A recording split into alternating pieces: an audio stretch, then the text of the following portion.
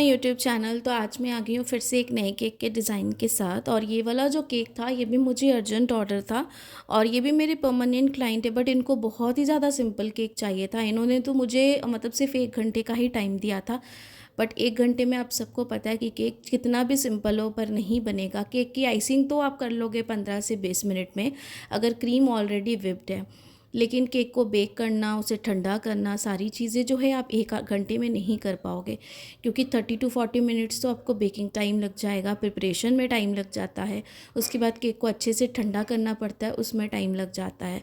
तो ये सारी चीज़ों की वजह से 1 घंटे से ऊपर ज़्यादा हमें टाइम लगता है। तो मैंने क्लाइंट को फिर भी कहा था कि आप 1.5-2 घंटे का टाइम दो, मैं तभी आपका केक बना पाऊँगी, चाहे वो कितना भी सिंपल हो। क्योंकि अभी तो विंटर्स है तो फिर भी आप 1.5 घंटे में केक बना पाओगे, लेकिन अगर केक आपका गर्मी में अगर आपको ऐसा ऑर्डर आता है तो क्रीम तो आपकी मेल्ट हो जाएगी। आप जितना भी अगर जल्दी भी करोगे ना, केक को ठंडा करने के बाद भी केक की आइसिंग अगर वो थोड़ा भी सेट नहीं होगा तो क्रीम मेल्ट होने लग जाती है, क्योंकि क्रीम जो है ऑलरेडी बाहर जाती है केक पे लगी हुई। तो बाहर का जो वेदर होता है वो वैसे ही गर्म होता है, जिसकी वजह से ये सारी प्रॉब्लम्स आती है। तो यहाँ पे जो केक टिन था ना, ये हमने 5 इंच का टॉल वाला यूज़ किया। और यहाँ पे जो केक है ना, हम ½ kg से भी कम छोटा बना रहे हैं, यानी कि बहुत बड़ा केक नहीं है, ½ kg जितना केक भी नहीं है। हमने कितना प्रीमिक्स लिया है, कौन सा केक टिन लिया है, सारी चीज़ें मैं आपको डिस्क्रिप्शन में दे दूँगी, आप वहाँ से जाके इसे चेकआउट कर लीजिएगा। और साथ में चॉकलेट फ्लेवर का हमारा केक था जिसमें हमें कैरमल सिरप लगानी थी, ये बेकर्स विला की। तो मेरे क्लाइंट ने स्पेशली ये मुझे कहा था कि आप जो कैरमल वाला फ्लेवर देते हो, और ये मेरे वही वाले क्लाइंट है जो मेरी वीडियोज़ भी देखते हैं और साथ में मुझे जो है केक के ऑर्डर्स भी देते हैं। तो सारी चीज़ों इन्होंने मुझे जिस तरीके से कही थी मैंने वैसे ही करी है। और साथ में इन्होंने बहुत ही सिंपल सा मुझे केक कहा था, अपनी वाइफ़ के लिए इन्हें ऑर्डर करना था।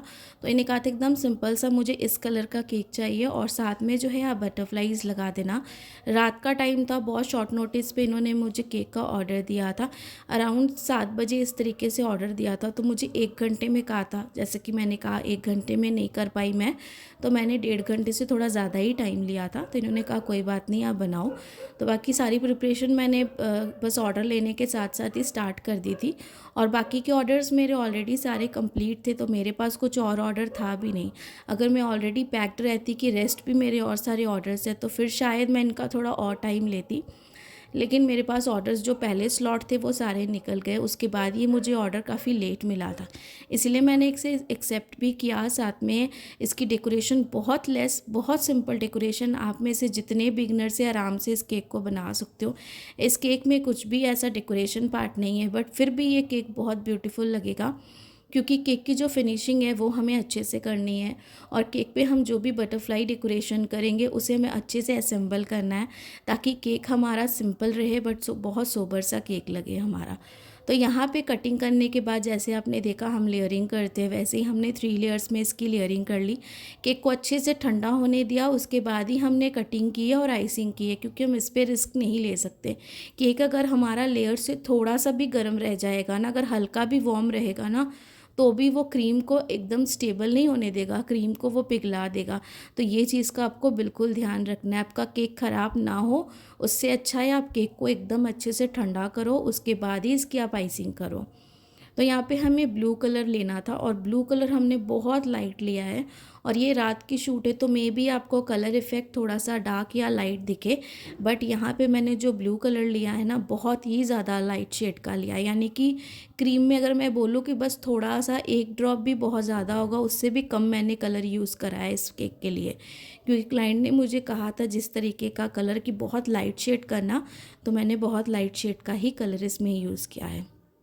स्क्रैपर के साथ अच्छे से साइड वाली एजेस को हम क्लीन कर लेंगे, ताकि अच्छे से फिनिशिंग आ जाए। और साथ में आपके बहुत सारी क्वेरीज़ हैं जो मैं आगे वीडियोस में भी कोशिश करूँगी, डे बाय डे जो मुझे ऑर्डर्स आएँ उसमें मैं शेयर करूँ आप सबके साथ। और मेरी वनीला वाली जो होममेड प्रीमिक्स की रेसिपी है एंड मार्केट वाली की है, दोनों की मैं आपको आज की वीडियो जो मैं अपलोड कर रही हूँ ना, इसी में आपको मैं डिस्क्रिप्शन में उसके लिंक दे दूँगी, आप वहाँ से जाके चेकआउट कर लेना, तो आपको कोई भी प्रॉब्लम नहीं होगी। और और अगर फिर भी क्लियर ना हुआ तो फिर से मुझे कमेंट कर देना, मैं आप कोशिश करूँगी कि फिर से कोई भी एक वीडियो में आपको अच्छे से एक्सप्लेन कर पाऊँ। यहाँ पे साइड वाली एजेस को अगर आप देख रहे हो अच्छे से हमने क्लीन कर लिया, टॉप वाली सरफेस को भी बिल्कुल अच्छे से हम क्लीन करेंगे और केक बोर्ड को तो हमें साफ़ करना ही है। और जैसे कि आप सबको पता है तबीयत मेरी अभी भी ठीक नहीं है, बस पहले से काफ़ी बेटर हूँ बट अभी भी वो स्टिल उसी मोड पे हूँ। तो इसलिए कोशिश करूँगी कि आगे और ज़्यादा मुझे ऑर्डर्स तो आएँ और साथ में आप सबके लिए अच्छे अच्छे केक डिज़ाइंस भी लेके आऊँ, तो यही कोशिश रहेगी। और यहाँ भी अगर आप देख रहे हो स्क्रैपर के कॉर्नर से ना हम इस तरीके के ये वेव्स वाले डिज़ाइन बना रहे हैं। यहाँ पे केक की हाइट छोटी है, बहुत ज़्यादा नहीं है, तो इसलिए हमें उसके हिसाब से बनाना है ताकि यहाँ पे अगर हम बटरफ्लाइज़ लगाए ना तो ये काफ़ी अच्छी लगे दिखने में।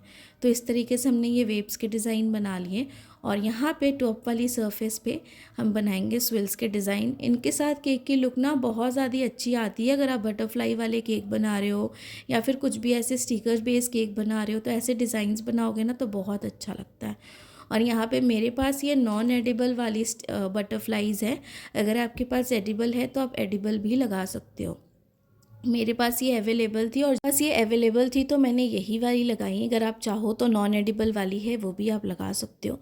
और आज वाले केक पे ना हम छोटे वाले जो स्प्रिंकल्स होते हैं ना वाइट वाले वो यूज़ करेंगे, बहुत ज़्यादा बड़े यूज़ नहीं करेंगे। और क्योंकि केक का जो डिज़ाइन है बिल्कुल वैसा है तो हमें उसके हिसाब से सारी चीज़ें करनी है। और अगर आप यहाँ पे देख रहे हो क्रीम में मैंने कोई भी यहाँ पे एडिबल स्प्रे नहीं डाला है शाइनिंग के लिए। एकदम क्रीम जो है मैंने बहुत बार आप सबको क्लोजअप लुक करके दिखाया है कि क्रीम जो है किस तरीके से शाइन होती है, क्रीम को किस तरीके से व्हिप्ड करना है। इसकी पूरी रेसिपी मेरे चैनल पे है, बहुत सिंपल तरीका है, सिर्फ टाइमिंग का हमें ध्यान रखना है, कंसिस्टेंसी का हमें ध्यान रखना है और इसमें हमें कुछ भी प्रॉब्लम नहीं करनी है क्रीम से रिलेटेड। क्रीम हमारी इतनी अच्छे से शाइन होती है, अगर आप देखो बहुत अच्छे से हमारी क्रीम जो है पूरी शाइन है, हमें कुछ भी यहाँ पे ऐड नहीं किया है। कई बार ऐसा होता है कि आप क्रीम को बहुत ओवर व्हिप्ड कर देते हो तो उसकी शाइनिंग चली जाती है, तो हमें वैसा बिल्कुल नहीं करना है। यहाँ पे जो हमारा केक है ना अगर आप देख रहे हो बहुत सिंपल है, लेकिन इस पर हमने जो वेव्स के डिज़ाइन बनाए हैं, यहाँ पे केक पे जो हमने फिनिशिंग दी है, स्विल्स के डिज़ाइन बनाए, साथ में यहाँ पे जो हमने बटरफ्लाइज लगाई, इसके साथ ही ये केक बहुत ही ज़्यादा सिंपल सोबर और ब्यूटीफुल सा बना है। साथ में यहाँ पे जो हम पर्ल्स लगा रहे हैं इन्हें भी सीक्वेंस वाइज हम बहुत अच्छे से अरेंज कर रहे हैं, एकदम रैंडमली हम इसे स्प्रेड नहीं कर रहे हैं कि केक पे ये अच्छे ना लगे, क्योंकि जितने छोटे केक होते हैं ना आपको उतने अच्छे से इन्हें असेंबल करना पड़ता है ताकि ये जो केक इनकी जगह छोटी होती है, स्पेस कम होती है, तो ये केक जो है ना हमें बहुत ज़्यादा हौच पौच नहीं दिखने चाहिए, मेसी नहीं दिखने चाहिए। इसलिए हम इस केक पे ज़्यादा कंसंट्रेट करते हैं और आराम से सारी चीज़ों को अच्छे से हम डेकोरेट करते हैं केक पे।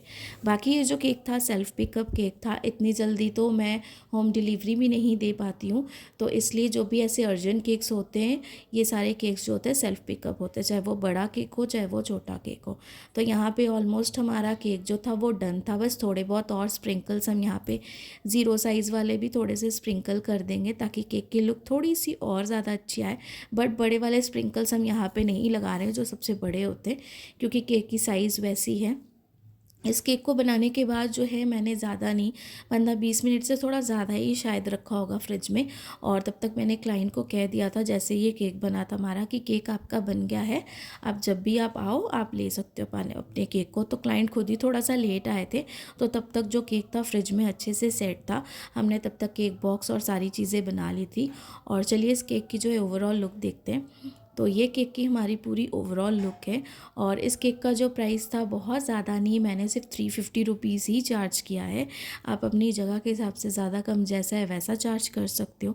बाकी आई होप कि आज की केक वीडियो आप सबको पसंद आई होगी तो लाइक सब्सक्राइब शेयर ज़रूर करिएगा, ढेर सारे कमेंट्स ज़रूर करिएगा। Thanks for watching.